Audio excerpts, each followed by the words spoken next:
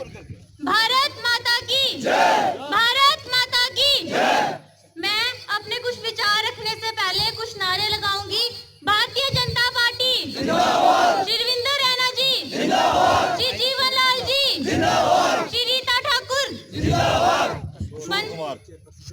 श्री किशोर कुमार जी जिंदाबाद। मंच पे बैठे सभी अतिथिगण, मैं आप सबका तहे दिल से स्वागत करती हूँ। आज के हमारे इधर मुख्य जो चीफ गेस्ट हैं वो है श्री रविंदर रैना जी, श्री जीवन लाल जी, श्री रीता ठाकुर और उनके साथ आए हुए सभी अतिथिगण। माननीय पूजनीय, मैं आप सबका तहे दिल से, दिल की गहराइयों से निवासियों की तरफ से हार्दिक अभिनंदन करती हूँ। अपनी तिजोरी तो हर कोई भर लेगा, अपनी तिजोरी तो हर कोई भर लेगा। इस बार हम उसे चुनेंगे जो हम सबके लिए कुछ करेगा।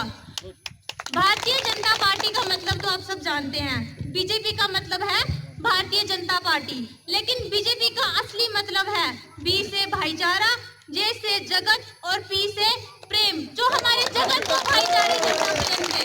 और ऐसा प्रेम है, इन सब में वो प्रेम हमें दिखता है, तभी आज हम सब यहाँ उपस्थित हैं और इकट्ठे होके आए हैं, क्योंकि हम सबके दिल में बीजेपी के लिए एक प्रेम है। मैं भूषण भैया का धन्यवाद करूंगी, जिन्होंने मुझे अपनी बहन और बीजेपी का कार्यकर्ता समझकर इन सबका कुछ समय दिया।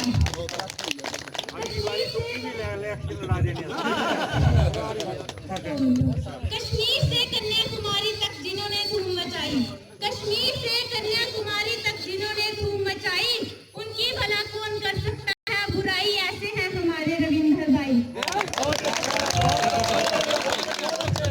रविंदर जी का कहना है कि डर के कभी नहीं रहना है। अरे भैया जरा सबको बताना, रविंदर जी के बिना कैसे चलेगा ये जमाना। हमें अब भारतीय जनता पार्टी की विजय मतलब हमारी कामयाबी, बीजेपी की कामयाबी हमारी कामयाबी।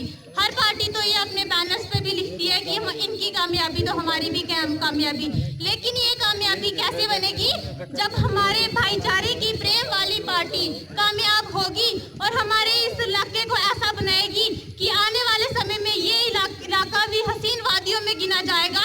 तभी भारतीय जनता पार्टी की जब विजय होगी तो हम सब की भी विजय होगी। हमें अपने बीजेपी के कार्यकर्ता किशोर कुमार जी को, रीता ठाकुर जी को विजय बनाना है। भारतीय जनता पार्टी विश्व में पहचान बनानी है, विश्व में पहचान बनानी है। खोई उम्मीदें फिर से जगानी है, खोई उम्मीदें फिर से जगानी है। मत आना झूठे वादों में, क्योंकि अब की सरकार हमें बीजेपी की बनानी है। जब मोदी सरकार जीती थी, कई लोगों ने बोला था कि जीएसटी बढ़ गया, जीएसटी आ गया, महंगाई बढ़ गई। बहुत लोगों ने इस बात को हाईलाइट किया था। क्या कभी किस लोगों ने इस बात को हाईलाइट किया कि मोदी ने हर गरीब परिवार को घर दिया, हर घर में शौचालय दिए, हर घर में जो भी गरीब बेटी है उसको शादी के लिए कितने पैसे दिए, पेंशन योजना बढ़ाई, लेकिन अच्छी बातों को कोई भी बढ़ावा नहीं देता। हर लोग नजरअंदाज उन्हीं को करते हैं जो बुरी बातें हों, लेकिन हम सब भी जानते हैं कि बुरा कौन है, अच्छा कौन है, देश के लिए कौन भला कर रहा है और कौन गुनाह कर रहा है। क्योंकि ईमानदारियों के लिए बीजेपी क्या है, ईमानदारों के लिए बीजेपी लहर है। क्या कि ईमानदारों के लिए बीजेपी लहर है, गद्दारों के लिए बीजेपी कहर है। ईमानदारों के लिए बीजेपी लहर है, गद्दारों के लिए बीजेपी कहर है और बुरा करने वालों के लिए बीजेपी जहर है।